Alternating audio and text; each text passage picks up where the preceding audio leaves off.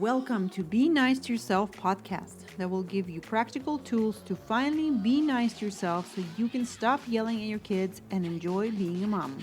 Using coaching and lots of love, I'm your Russian Canadian host, certified life coach, and mom of four, Natalia Schneidmiller.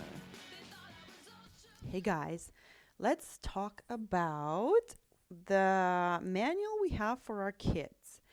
What is a manual? It's kind of like a little rules that we have for our kids that we expect them to follow, and they seem very reasonable, and we want them to follow them so that we can, feel good about ourselves, be happy, feel like we're doing a good job, and the kids are behaving, etc. I want to tell you an example from just last week of how I had a manual for my son.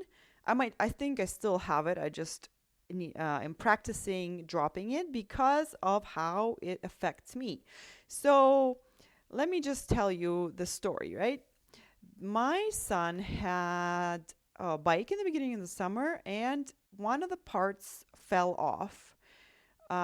So we went out and got him a second bike, brand new bike. And guess what? A month and a half later, the same part fell off. Now, there might have been some way that he did something that kept the same part falling off. I won't point him out, but the same part fell off. And then this is August now, right? There are no new bikes. Everywhere is sold out because it's the end of summer. Everyone's bought them and there's no new ones, especially with COVID. And so we looked on Kijiji and we found a used bike for him because it was cheaper to buy another bike than to buy a part for that bike. So that's what we did. And when we went to pick up that used bike for my son, it was just me, him, and my other son. We paid for the bike, it was checked out well, we put it in the trunk, and we went home. But my son was not happy. And I was surprised. I said, "Why are you not happy? You just got a bike." And he said, "Well, I don't like the bike. Why do I have to get a used bike?" And I had a bunch of thoughts like he is ungrateful. He is not appreciative of how much work we've done to find this bike. He has a terrible attitude. I don't want to put up with this attitude. Why do I have to put up with this attitude? And this is just unacceptable, right? I had on and on and on thoughts like that basically he should smarten up and have a better attitude and be super, super duper grateful for all the work that Papa and I have done to find this bike for him. So I had an expectation. I had a manual, if you would say that, for him, that he should do a few things. He should be grateful, right? That makes so much sense, right? It's reasonable. Of course he should be grateful. He should be have a great attitude, right? He should be happy with the used bike. And he should just have a good attitude about it. Just in general, he should be happy, right? So this was such a great example of me having a manual, and you listening might agree with me, right? I'm sure you will agree with me because I still agree with me that he should be grateful and have a great attitude about it. But no matter how reasonable this expectation is, it did not serve me. Here's why. I was flipping out. I was upset. I was disappointed. I was frustrated, and him and I were fighting, right? He's not happy about his used bike, and I'm not happy about him being not happy. So even though this expectation, this manual that I have for him that he should behave this way sounds lovely and makes perfect sense, it was robbing me of my sanity. It was robbing me of my peace. And the only thing it created for me was complete disconnect from my son in that moment. Okay. So when we have expectations of other people, just like I did here, if as long as people meet those expectations, we're happy, right? Like, oh, if my son is grateful, then I feel happy. It's so great that he's grateful. But if the people don't meet our expectations, then that only sets us up for suffering for us, right? So this is what I want to bring to your mind is, what are you expecting from your kids, your husband, your people you work with, and does it serve you? Now, there's a bit of a caveat here because we do have um, manuals, like expectations, rules we have for our children. Because we are adults and we're raising them, we can have expectations for them that if they don't meet them, there will be consequences for that, right? Just like with the bike example, it doesn't mean that I should drop the expectation that he should be grateful and be happy about his attitude. No. In fact, I still would, have a teaching moment with him and talk to him about it and explain to him, what we have done and how, his the way he's looking at things is not taking everything into account. He's not appreciating all the work that we've done. And in fact, we have done a lot of work, and let me tell you what we have done, etc. Right? So I would still talk to my son about his attitude. I would talk to him about his options with the bikes. I would talk to him about how, Papa and I, we have bought you two bikes already, and now you need to pitch in for this third bike, and it's a used bike, right? The difference here, if I am having that manual for him that he should be grateful, and I believe it's true, I am upset. I am upset, and in turn, I am fighting with him. I am just so upset. Like, how can he be not grateful? Like, this is just unacceptable. And later on, I still teach him about all these things. I still have a conversation with him when I'm more calm. Versus, I want to offer you an option where you notice that manual, that like, oh, I expect him to behave and act this way, and he's not. So maybe I will skip the being upset about it and still have that conversation with him about how his attitude and how what we have done here, and just teach the child about life, right? Teach him about what parents are there to do. Parents are there to support him, but there's the line and money and how he needs to take care of his bike, right? All of that. So this is the lesson that I had to go through.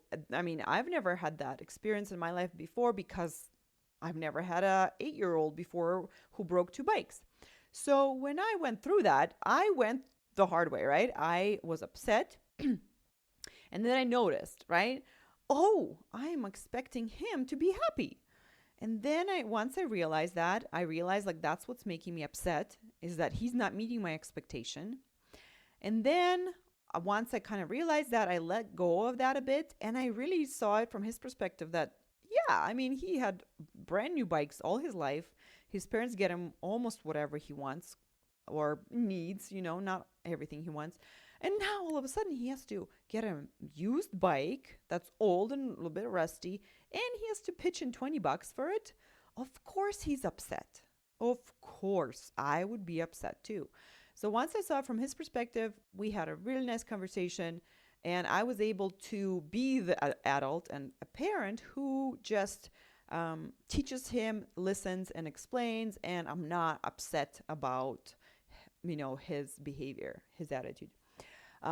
So those manuals, whenever we have those expectations, those rules that other people have to follow, we, if they don't meet them, we get upset, right? So, and that upsetness only affects us. We only feel terrible for us. And we might fight with the people, right? We might bring it up, and that might cause a whole other situation that we don't want. So, so with the children, we still will have consequences. We still will have teaching moments. And it doesn't mean that those expectations should not be there for the children. I just want you to become aware of them and whether or not they serve you. Like, this is the key phrase. Do they serve me? Because I have a bunch of expectations I have for my kids or my husband where I love having them and they're the best because they don't become a problem because my kids meet the expectation or my husband meets the expectation, right? And so it's not a problem. It only becomes a problem when the people don't act in the way that we expect them to act. Then we are the ones suffering because we are the ones that created this arbitrary rule of how people should behave. And of course, we cannot control how other people behave. So this is where dropping the manuals will become super handy. Whenever you are upset about someone else and how they behave, you are most likely having a like a unconscious or unspoken rule that they should not do that. And you might have not communicated it with them, or you might have. Even when we communicate something with people, they still do it wrong. They still don't do what we expect them to do or what we want them to do. So in that scenario, we want to revise our rules and challenge, like, do we really need to keep these, right? So there's another caveat here with people at work, right? If you have employees working for you, then you will have a literal job description for them they need to follow. And if they don't meet that job description, that is a manual for how they should behave at work, then there are real consequences that will take place. There are real things that you will do when people don't meet those expectations of that job description, right? That is a different thing. That is more of that is a literal manual that you can enforce, and you do communicate, and you do review, and you do make sure that people are following that manual. Now, if you have a manual for your boss, that I would really encourage you to drop that manual, because you can't control what your boss does, what he says, how he behaves, what he thinks about you, what he says to other people about you. And because you can't control that, there's no upside for you having any expectation for his behavior. In fact, the best manual to have for most people that you can't control, is grown-up people get to do whatever they want, right? I let them be who they are. Right? Like, of course, we can't control them. So the best option for us is we let them be who they are. And it doesn't mean that you're still human. You still will uncover these manuals, just like I am uncovering them with my family, with my friends, but the skill is really in dropping them. Okay, I noticed I was wanting them to do this. They didn't. Does it serve me to keep believing it? No. Okay, how can I drop it? Okay, you know what? They don't need to do this for me, so I can love them. The best place you can ever be is the people are just there so you can love them. So your husband, his job is only to be there so I can love him. My kids, right? I expect them to clean up their dishes after dinner. And if they don't, I will remind them. Okay. And if they don't, I will remind them again. My kids, they need to pick up their dirty clothes and put them in the laundry basket, right? And these are all expectations that I have that serve me because I am choosing and I know what the consequence will be once they do this, right? And I have a choice to enforce this rule and not be upset, okay? Because I expect them to not put the clothes in the basket. I expect them to forget to put the dishes in the dishwasher. And so that approach is different than, oh my gosh, I'm so upset that they didn't do it again. And then you're upset and then you are fighting with them over it.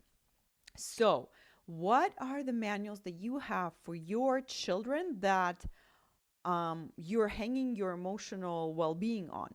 Like, what do they do that you are upset over, right? And can you drop the emotional part and still enforce the consequence that you are choosing to enforce, right? So that would be the difference for us with our children, is that we will still enforce what we need to enforce, but we're not going to be upset over it.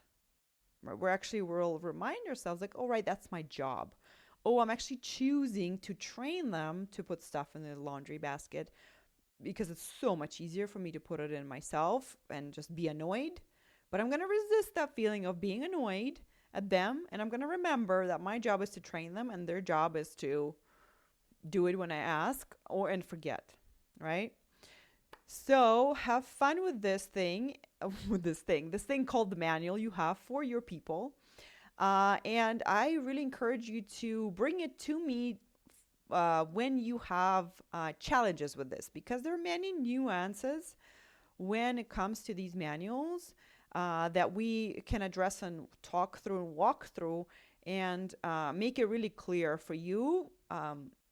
Make this concept work for you, not against you. So don't beat yourself up if you have the manuals, and try this out. So the best kind of rule of thumb is to let go of any manual. Okay, that would feel the best. But we will still choose to have some manuals for our children that we will have consequences for. And I will see you next week. And I hope you have an amazing week applying this manual concept. I love you guys. Bye. I want to invite you guys to a webinar I'm hosting on how to enjoy time with your kids without changing them and without changing your workload and without being more patient.